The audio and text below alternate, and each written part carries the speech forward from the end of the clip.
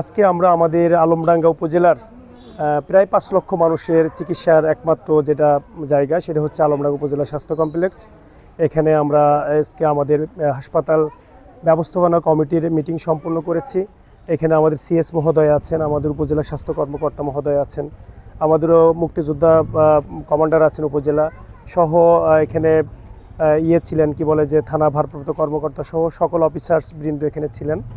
তো মূলত এই প্রতিষ্ঠানটা আমাদের সবার জন্যই একটা ভালো হোক, এটা আমাদের সকলের দাবি। তো সেইগুলো নিয়ে আমরা দীর্ঘক্ষণ যাবৎ আলোচনা করেছি। এখানে কি কি প্রবলেম আছে সেগুলো আমরা আলোচনায় নিয়ে এসেছি এবং সেগুলো সমাধানের জন্য আমরা ওয়ে আউট করেছি।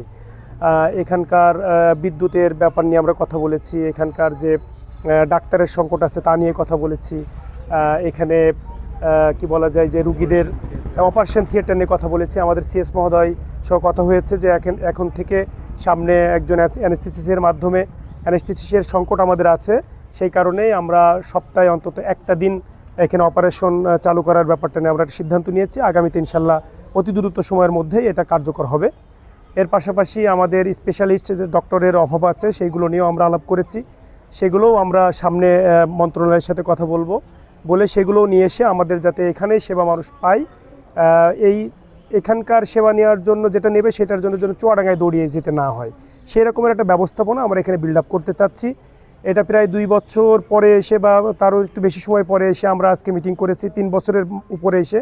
আগামীতে আমরা প্রতি 3 মাস অন্তর আমরা ব্যবস্থাপনা কমিটির মিটিংয়ের মাধ্যমে আমাদের যে প্রবলেমগুলো আছে সেগুলো সমাধান করার জন্য আমরা সম্মিলিতভাবে প্রচেষ্টা চালাবো। আশা করি যে আমাদের সবার যদি সদিচ্ছা থাকে, সবাই যদি একটু এ ব্যাপারে যার সচেতনতা থেকে আমরা কাজ করতে পারি, তাহলে এটা আমাদের সকলের জন্য একটা ভালো একটা পরিবেশ হবে। এখানে প্যাথোলজি আছে, এখানে আল্ট্রাসোনো মেশিন আছে, সব কিছু আছে। আমাদের রোগীরা এসে অন্য জায়গায় না করে এখানে করবেন, এখানে সরকার নির্ধারিত ফিসেই সেখানে তার সুন্দর সেবা দেওয়া হবে।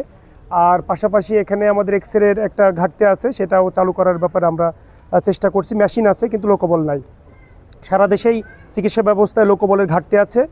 আমরা ব্যাপারে হেলথ মিনিস্টারের কাছে এ ব্যাপারে বলেছি, ওনারা আগামীতে সারা দেশের লোকবল সংকটের জন্য বড় ধরনের একটা নিয়োগ দিবেন, দিয়ে এই লোকবল সংকটের ব্যবস্থা তারা করবেন। তারপর থেকে হয়তো আশা করা যায় যে চিকিৎসা ব্যবস্থায় একটা গতি ফিরে পাবে এবং সকল ক্ষেত্রে সবাই মিলে কাজ করলে আমরা সবাই এখানে সেবাটা ত্বরান্বিত হবে। আপনার কাছে এখানে যে লোকবল থাকার কথা, সেটা আমরা অনেকটাই সংকটে এবং চিকিৎসা ব্যাহত হচ্ছে, সে কারণে আপনার কোনো পরিকল্পনা আছে কিনা এই উপজেলা নিয়ে?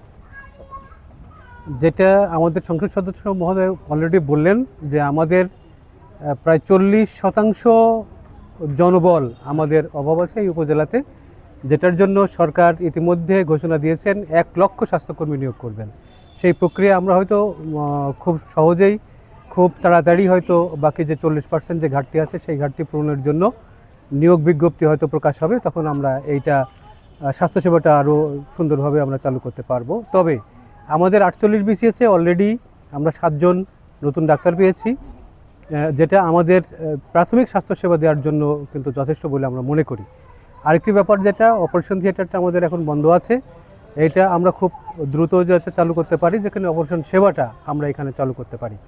আরেকটা ব্যাপার হচ্ছে কোয়ালিটি সেবা, যেটা যদি আমরা দিতে চাই আমাদের জনগণকে সচেতন হতে হবে এবং সচেতন হয়ে আমাদের চিকিৎসাটা উপজেলা পর্যায়ে আসতে হবে। যেহেতু এখন কোয়ালিটি সম্পন্ন আমাদের এমবিবিএস ডাক্তাররাই আউটডোরে চিকিৎসা প্রদান করছে, অন্য কোথাও বিভ্রান্ত না হয়ে উপজেলাতে চিকিৎসা নেবে এবং উপজেলাতে তারা যাতে পরীক্ষা নিরীক্ষাগুলো করে, দালাল নির্ভর না হয়ে অন্য মানুষের কাছে প্রতারিত না হয়।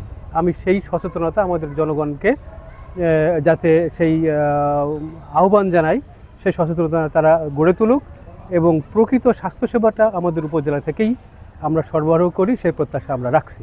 আপনার কাছে একটু প্রশ্ন, যে একদিন করে অপারেশনের কথা বলছেন, আপনারা এই মাসেই শুরু হবে না এটা আরো সময় লাগবে? আমরা এই মাসেই শুরু করার সর্বোচ্চ চেষ্টা করব ইনশাআল্লাহ। কি অপারেশন হবে? সাধারণত আমাদের যেহেতু গাইনি কনসালটেন্ট আছেন, আর গাইনোকোলজিক্যাল অপারেশন দিয়ে শুরু হবে। ধন্যবাদ।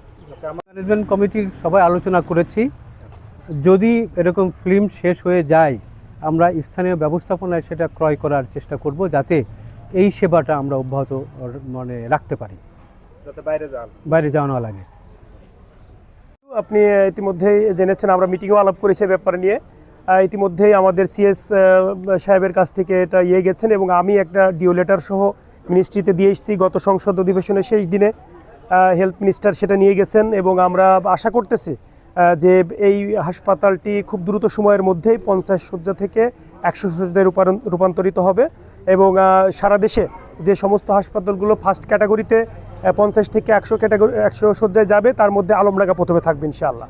এটা আমাদের আছে এবং সে ব্যাপারে আমরা আমাদের কাজ অব্যাহত রেখেছি। এর পাশাপাশি আলমডাঙ্গা শহর কেন্দ্রিক একটি মাতৃসদন হাসপাতালের করার জন্য পরিকল্পনা আমাদের আগে থেকেই ছিল। আমাদের চিকিৎসা বিভাগ এ ব্যাপারে আগেই প্ল্যান করেছিলেন। সে ব্যাপারেও আমরা ডিও লেটার দিয়ে এসেছি এবং আশা করি সেটার ব্যাপারেও বর্তমান সরকারের মা এবং শিশুদের চিকিৎসার ব্যাপারে তারা অনেক আগ্রহী। এই ব্যাপারে তার এমফেসিস দিয়েই বলেছি আমরা যে আপনারা যেহেতু এই চিকিৎসা ব্যবস্থাকে ডেভেলপ করতে চান, তো আমার আলমডাঙ্গা এত বড় জায়গা, এখানে মা শিশুদের হাসপাতালের চিকিৎসা নাই, এটা একটা ব্যবস্থা আমাদের করবেন। ওনারা এটা এগ্রি করেছেন এবং আমাদের ডিও লেটারটাও নিয়েছেন। আশা করি তার কার্যক্রমও আপনারা দেখতে পাবেন ইনশাআল্লাহ।